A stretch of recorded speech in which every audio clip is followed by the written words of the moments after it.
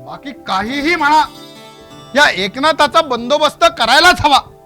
नाही, पाणी अगदी डोक्यावरनं व्हायला लागलेलं आहे. अहो, या पैठणात एकनाथाशिवाय दुसरं कोणीच नाही असं वाटायला लागले. नाही तर काय, निदान त्याचा सुपुत्र तरी वेगळा निघाला, त्याला आपलं म्हणणं तरी पटतं. हो. बोला मंडळी, काय म्हणताय? ये हरी, बस तरी आमच्या बरोबर. बोला, काय म्हणताय? अरे बाबा, राग मानू नकोस. अरे पण या एकनाथाचं जरा जास्तच होतंय बघ. तू का नाही समजावत त्याला? हे पहा मंडळी, त्यांचं हे असं वागणं मलाही पटत नाही आणि तुम्हालाही माहिती आहे. पण आता त्या विषयावरती त्यांच्याबरोबर चर्चा करणे मला उचित वाटत नाही. हे बघ हरी, नाही नाही, अरे तूही विद्वान आहेस. आम्ही तर म्हणतो तू आमच्यापेक्षा जास्त विद्वान आहेस. अरे पण तू असा लगाम सोडलेल्या घोड्यासारखा वागशील का? नाही नाही, ही गोष्ट एकनाथाला नको का कळायला? अहो, मग अशी चर्चा करत बसण्यापेक्षा तुम्ही सरळ सरळ त्यांना जाब का विचारत नाही? तुम्ही हे पैठणातले ज्येष्ठ मंडळी आहात. वाटलंच तर मीही तुमच्या पाठीशी आहे. हा, हे बाकी बरोबर बोलला. मी काय म्हणतोय, आजच्या कामाला वेळ कशा लावायचा? चला जाऊयात आता. चला मग. चला, मीही तुमच्या पाठीशी आहे. चला.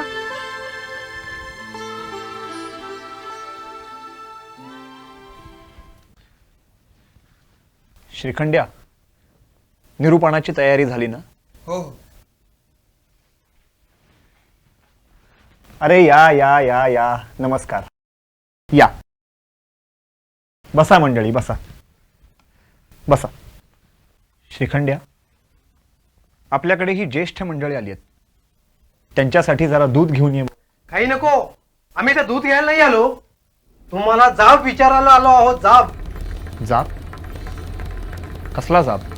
एकनाथा, तू भगवद्गीता प्राकृतात सांगतोस, प्राकृतात टीकाही करतोस, आणि या पलीकडे महारवाड्यात जाऊन भारुडा काय म्हणतोस, कीर्तन काय करतोस.